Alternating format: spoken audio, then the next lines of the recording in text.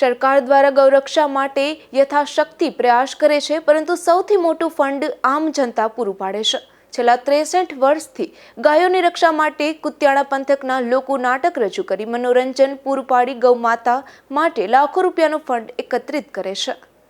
પોરબંદર જિલ્લાના કુતિયાણા તાલુકાના ગોકરણ ગામે છેલ્લા 63 વર્ષથી પૌરાણિક નાટકનું આયોજન કરવામાં આવે છે।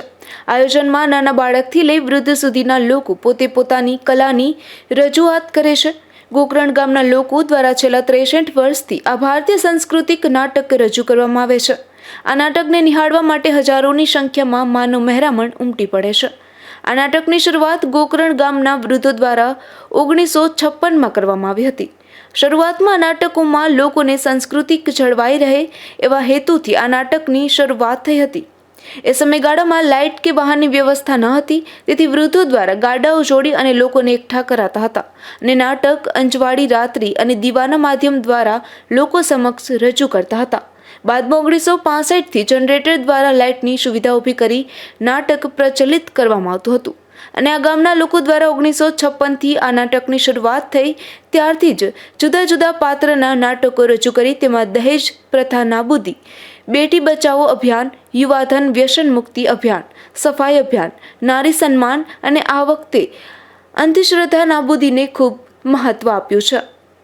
મારું નામ સંજય ડાંગર, અમારું ગામ ગોકરણ અને અમે જે આ નાટ્ય પ્રયોગ કરીએ છીએ તે છેલ્લા 65 વર્ષથી અમારો નાટ્ય પ્રયોગનો અમે નાટક કરીએ છીએ અને ગૌશાળાના લાભાર્થે કરીએ છીએ। આમાંથી જે એકત્રિત થતું ફંડ છે એ માત્ર ને માત્ર ગાયો માટે વપરાય છે અને આમ જોઈએ તો અમારા જે આ લગભગ ત્રીજી કે ચોથી પેઢી છે, અમારા બાપાઓ પણ આ નાટકની અંદર જોડાયેલા હતા અને આજે આ સોશિયલ મીડિયાના જમાનાની અંદર જ્યારે દરેક ગામમાંથી આ નાટકના પ્રયોગો જે નાશ થતા જાય છે એને અમારા ગામના યુવાનોએ સોશિયલ મીડિયાથી થોડુંક દૂર રહી અને આપણી સંસ્કૃતિને બચાવવાનો જે પ્રયત્ન કર્યો છે તે ખરેખર એક એને અભિનંદનને પાત્ર છે અને હું લગભગ છેલ્લા 33 વર્ષથી આ નાટકની અંદર રહું છું અને ગાયોને જે નિરણન જે તકલીફ હોય તે અમારા ગામની અંદર કોઈ દિવસ પડતી નથી। આ ફંડની અંદર જે ફંડ આવે છે તે માત્ર ને માત્ર ગાયો માટે વપરાય છે।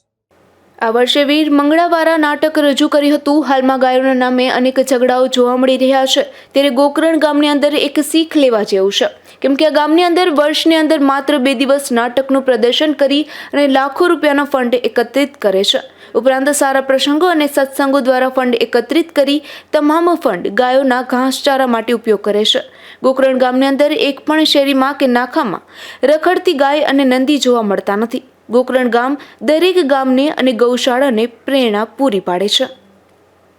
નાગેશ પરમાર, ગુજરાત ન્યૂઝ, પોરબંદર।